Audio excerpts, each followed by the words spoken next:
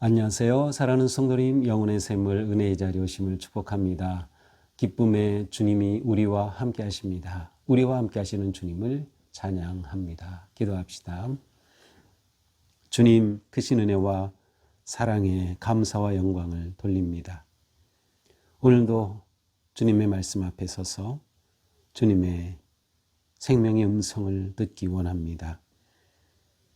저희의 죄로 가리워진 부끄럽고 추한 모든 것들을 씻어주시고 이 시간 오직 순결하고 온전한 심령으로 주님의 말씀 받을 수 있도록 성령님 저희들을 만져주시옵소서. 저희 마음을 열어주시고 눈을 열어주시고 저희 생각을 열어주시며 말씀을 읽고 묵상하고 나눌 때 성령님 저희 가운데 말씀으로 역사하여 주시옵소서. 예수님 이름으로 기도합니다. 아멘. 오늘 말씀은 누가복음 6장 27절에서 38절입니다. 그러나 너희 듣는 자에게 내가 이르노니 너희 원수를 사랑하며 너희를 미워하는 자를 선대하며 너희를 저주하는 자를 위하여 축복하며 너희를 모욕하는 자를 위하여 기도하라. 너희의 이 뺨을 치는 자에게 저 뺨도 돌려대며 내 겉옷을 빼앗는 자에게 속옷도 거절하지 말라. 내게 구하는 자에게 주며 내 것을 가져가는 자에게 다시 달라 하지 말며 남에게 대접을 받고자 하는 대로 너희도 남을 대접하라. 너희가 만일 너희 사랑하는 자만을 사랑하면 칭찬받을 것이 무엇이냐? 죄인들도 사랑하는 자는 사랑하느니라. 너희가 만일 선대하는 자만을 선대하면 칭찬받을 것이 무엇이냐? 죄인들도 이렇게 하느니라. 너희가 받기를 바라고 사람들에게 구워주며 칭찬받을 것이 무엇이냐? 죄인들도 그만큼 받고자 하여 죄인에게 구워주느니라. 오직 너희는 원수를 사랑하고 선대하며 아무것도 바라지 말고 구워주라. 그리하면 너희 상이 클 것이요 또 지극히 높으신 이의 아들이 되리니 그는 은혜를 모르는 자와 악한 자에게도 인자하시니라. 너희 아버지의 자비로우심 같이 너희도 자비로운 자가 되라. 비판하지 말라. 그리하면 너희가 비판을 받지 않을 것이요 정죄하지 말라. 그리하면 너희가 정죄를 받지 않을 것이요 용서하라. 그리하면 너희가 용서를 받을 것이요 주라. 그리하면 너희에게 줄 것이니 곧 후히 되어 누르고 흔들어 넘치도록 하여 너희에게 안겨주리라. 너희가 헤아리는 그 헤아림으로 너희도 헤아림을 도로 받을 것이니라. 아멘. 어떻게 보면 지금 오늘 읽은 말씀은 누가복음에서 마치 마태복음의 그 산상수훈의 예수님의 주옥 같은 말씀이 모여 있는 것처럼 예수님의 그 귀한 생명의 말씀이 이렇게 모아져 있습니다. 어제 본문은 마태복음의 팔복 우리가 많이 들어봤죠. 그에 해당하는 본문인데 이제 누가복음에서는 사복 사화 그러니까 네 가지 복과 네 가지 화가 임할 것이라고 하는 그러한 구성으로 되어 있습니다. 마태복음은 예수님께서 산에 올라가서 사람들에게 말씀하셨다면 이제 누가복음에서는 이제 산에서 내려오셔서 주신 말씀으로 되어 있어요. 그래서 마태복음은 산상수훈, 누가복음은 평지수훈이라고 보통 부르죠. 자, 이렇게 귀한 말씀을 주시는 주님께서 이제 오늘 본문에서는 그야말로 예수님의 가르침의 아주 정수, 핵심을 우리들에게 보여주고 있습니다. 자, 27절부터 봅니다. 그러나 너희 듣는 자에게 내가 이르노니 너희 원수를 사랑하며 너희를 미워하는 자를 선대하며. 자, 너희는 누구일까요? 1차적으로는 제자들이죠. 예수님께서 택하여 부르신 제자들, 그들에게 주시는 말씀이에요. 너희 듣는 자에게, 듣는 자라고 할 때는 그곳에 모인 모든 사람이니까 제자들이면서도 또한 확대된 제자들, 더 나아가서 예수님의 말씀, 들으려고 모였던 그곳의 청중 모두가 또 해당이 되는 것이죠. 또 지금으로서는 이 말씀은 하나님의 말씀을 읽는 모든 주님의 성도들을 향한 음성으로 우리는 들을 수 있어요. 너희 원수를 사랑하며. 자, 예수님의 첫 말씀이 뭐예요? 너희 원수를 사랑하라. 너희 원수를 사랑하라. 자, 이 말은 우리 삶에 원수가 있다는 것을 전제로 하죠. 그래요. 우리 삶에 원수가 있어요. 물론 원수까지는 아니라 하더라도 우리를 힘들게 하고 우리를 고통스럽게 하는 그 누군가가 있을 수 있죠. 이미 그러한 일을 지나온 경우도 있고 또 앞으로도 우리는 그러한 사람들을 만날 것입니다. 자, 그런데 예수님께서는 원수를 사랑하라는 거예요. 원수를 사랑하라. 우리는 사랑한다라고 하면 당연히 내가 좋아하는 사람, 나를 좋아하는 사람, 관계가 좋은 사람, 뭐 이렇게 뭔가 사랑할 만한 그러한 조건 아니면 그런 관계에 있을 때 우리는 사랑한다라는 그런 생각을 하죠. 그런데 예수님은 전혀 다른 기준을 말씀하시는 거예요. 원수를 사랑하라는 거예요. 또한 미워하는 자를 선대하라는 거예요. 여기서 사랑하라, 선대하라 이것은 한 번이 아니고요. 계속 지속해서 하라는 그러한 의미가 담겨 있어요. 계속 사랑하고 계속 선대하라는 것이죠. 심지어 28절에는 너희를 저주하는 자를 위해 축복하고 너희를 모욕하는 자를 위해 기도하라. 원수를 사랑하고 미워하는 자를 선대하고 저주하는 자를 위해 축복하고 모욕하는 자를 위해 기도하라. 자, 예수님의 이 말씀은 우리에게 엄청난 도전입니다. 이것은 우리가 지금까지 가지고 있었던 가치관, 지금까지 가지고 있었던 모든 생각을 완전히 뒤집는 거예요. 우리로 하여금 이 인간 관계, 모든 인간 관계를 새롭게 보라는 말씀이에요. 주님을 만난, 주님을 따르는 제자는 새로운 눈을 가지고 새로운 가치관을 가지고 사람을 대하고 일반적으로 전통적으로 아니면 세상적으로 당연하게 여기던 것들에 대해서 단호하게 거부하라는 그러한 놀라운 말씀이죠. 사실 저주하는 자를 우리가 어떻게 축복합니까? 모욕하는 자를 위해 어떻게 기도합니까? 그러나 주님은 하라는 것이에요. 주님이 요구하시는 것은 아주 높은 것임을 알 수 있어요. 실제로 어떻게 하라고 합니까? 29절 너희 이 뺨을 치는 자에게 저 뺨도 돌려대라. 겉옷을 빼앗는 자에게 속옷도 거절하지 말라. 내게 구하는 자에게 주고 네 것을 가져가는 자에게 다시 달라 하지 말고 남에게 대접을 받고자 하는 대로 너희도 남을 대접하라. 이 31절의 말씀을 황금률이라고 하죠. 예수님의 모든 말씀 가운데서 아주 황금과 같은 그러한 말씀. 남에게 대접을 받고자 하는 대로 너희도 남을 대접하라. 그야말로 세상에 주님을 믿지 않는 사람들조차도 예수님의 이 황금률은 많이 알고 있을 정도로 유명한 말씀이에요. 자, 이 말씀은 무엇일까요? 세상적 가치를 넘어서라고 하는 것이죠.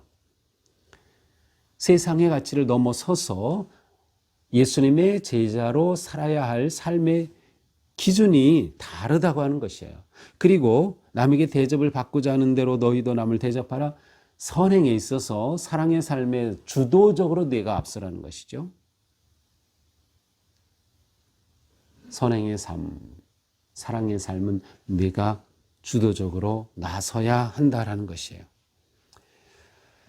이 말씀은 사실 우리들에게 엄청 부담으로 다가올 것입니다. 저에게는 말할 수도 없고요. 하지만 첫째, 주님의 말씀이다. 주님은 나를 위해 십자가에서 돌아가신, 그렇게 나를 사랑하신 내 생명의 주인이시다. 그분의 모든 말씀은 나를 위하고 나에게 복을 주시는 말씀이다. 그렇다면 이 말씀이 무거운 것은 사실이지만 우리는 어떻게든 이 말씀대로 살기 위해 힘써야 한다라는 결론에 이를 수밖에 없어요.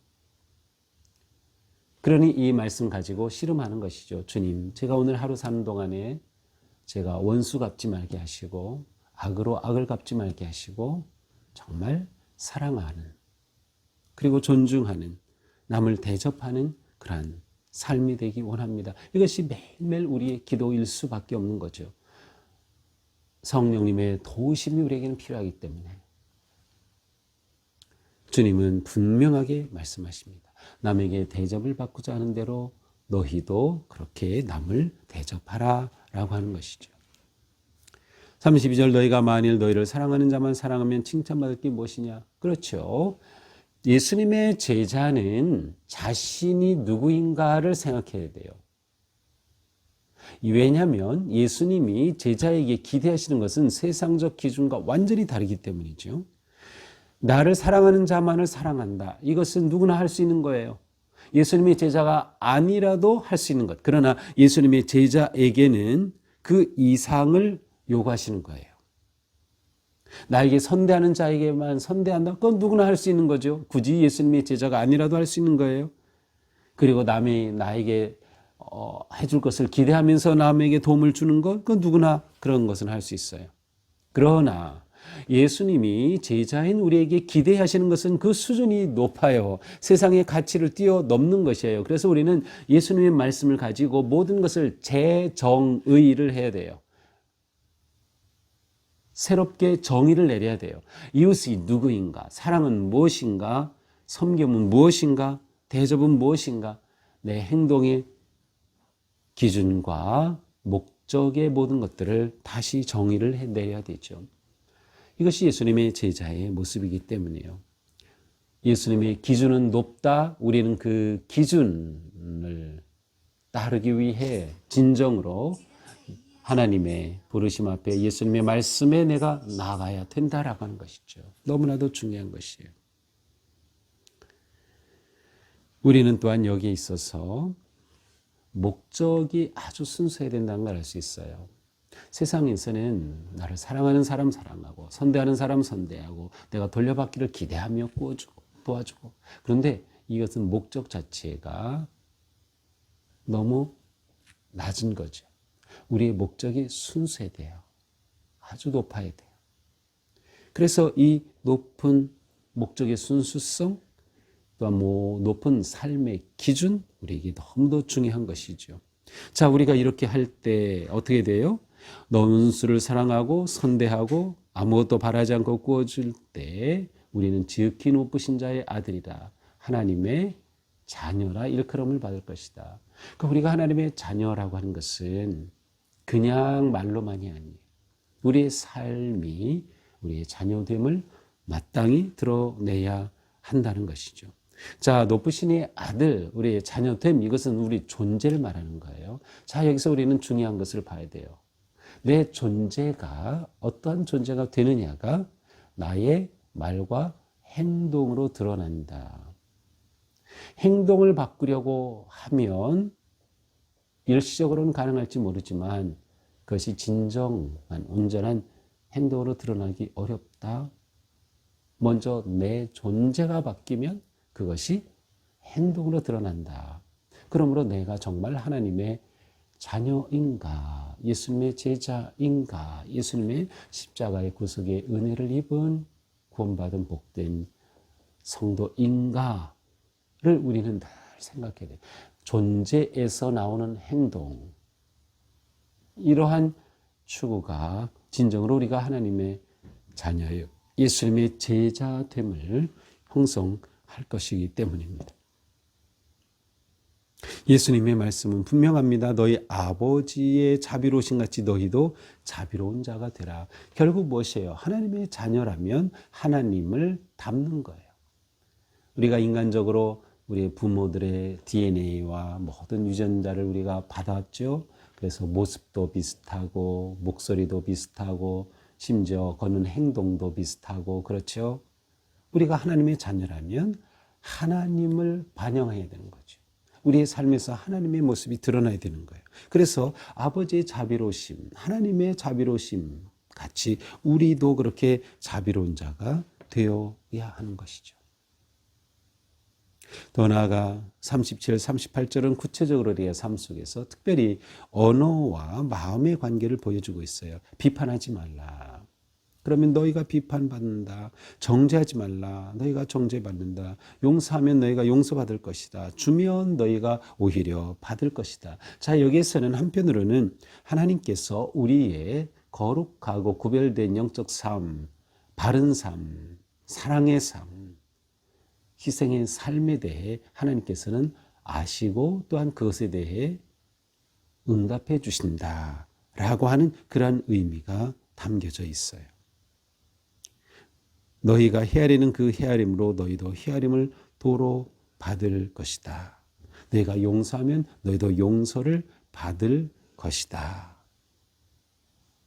그러니까 우리의 삶에서는 용서와 사랑의 열매가 가득한 것, 그것이 그리스도인이 살아가는 삶의 모습.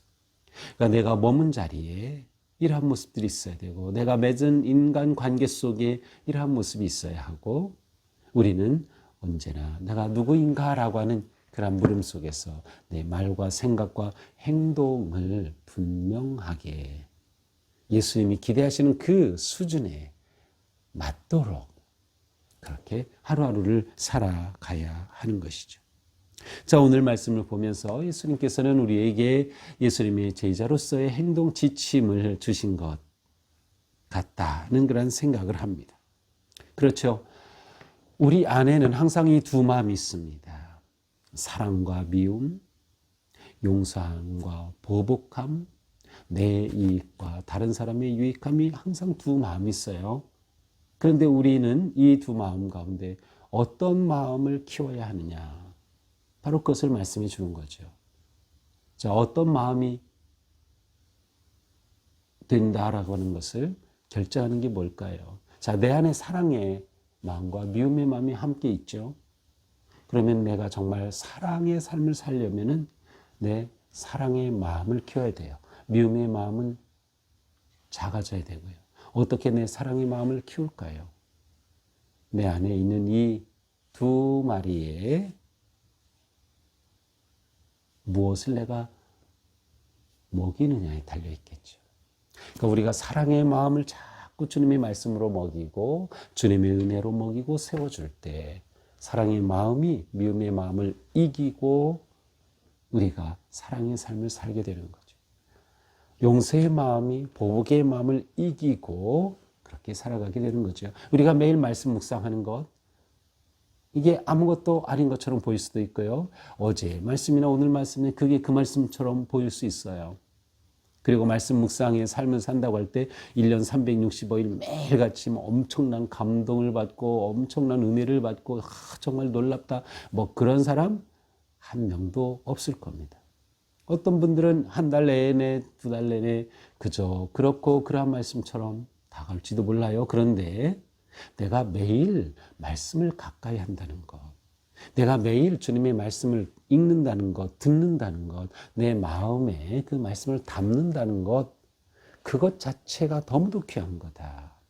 왜냐하면 우리는 그렇게 하여 내 안에 선한 마음을 잘 먹이는 것이기 때문에, 사랑의 마음을 잘 키우는 것이기 때문에 주님의 거룩한 가치를 따라 살아갈 수 있도록 우리를 그렇게 먹이는 것이기 때문에 그래요. 매일 먹는 밥, 똑같은 밥이죠 뭐. 그거 맛있어서 먹을 수도 있겠지만 그러나 매일 먹는 밥 그저 그래요. 반찬이 맛있는 게 있을 수도 있고 뭐 있겠지만 그렇다고 밥을 안 먹는 게 아니죠. 우리의 말씀 생활은 그와 비슷해요. 내가 무엇을 먹이느냐, 내 영혼에, 내 마음에 무엇을 먹이느냐, 그것이 우리의 구체적인 행동과 삶으로 드러나기 때문이죠. 오늘 하루 우리는 놀라운 말씀을 먹었어요. 원수를 사랑하라는 말씀, 미워하는 자를 선대하라는 말씀, 저주하는 자를 위해 축복하라는 말씀, 모욕하는 자를 위해 기도하라는 말씀, 남에게 대접을 받고자 하는 대로 너희도 남을 대접하라는 말씀, 우리가 이것을 받았잖아요. 먹었죠. 우리의 마음이 이 말씀 쪽으로 기울어지는 거죠. 그렇게 우리는 말씀과 함께 하루하루를 승리하는 거죠. 오늘 하루도 우리의 삶이 주님의 은혜 안에서 정말 조금씩이라도 주님의 말씀 따라서 정말 말씀대로 그렇게 도전하며 헌신하며 적응하며 살아가는 그런 우리 모두가 될 수 있기를 주님의 이름으로 축복합니다. 기도합시다. 주님, 오늘도 말씀으로 저희들을 채워주시니 감사합니다. 이 말씀이 우리를 살리고 우리를 먹이고 우리를 세워 주심을 믿습니다. 오늘도 주님의 말씀 품었으니 그 말씀이 우리 안에 우리 삶에 작동하는 하루, 주님의 말씀대로 따라 살아갈 때 정말 주님의 말씀이 얼마나 놀라운지 우리 안에 사랑이, 용서가, 자비가, 베품이, 친절함이 아름답게 드러나는 정말 하나님의 자녀다운 모습, 예수님의 제자됨의 모습이 드러나는 복된 하루가 되게 하여 주시옵소서. 예수님 이름으로 기도합니다. 아멘. 네, 오늘도 우리 삶이 주님의 말씀과 함께 승리하는 복된 하루가 되기를 축복합니다. 사랑합니다.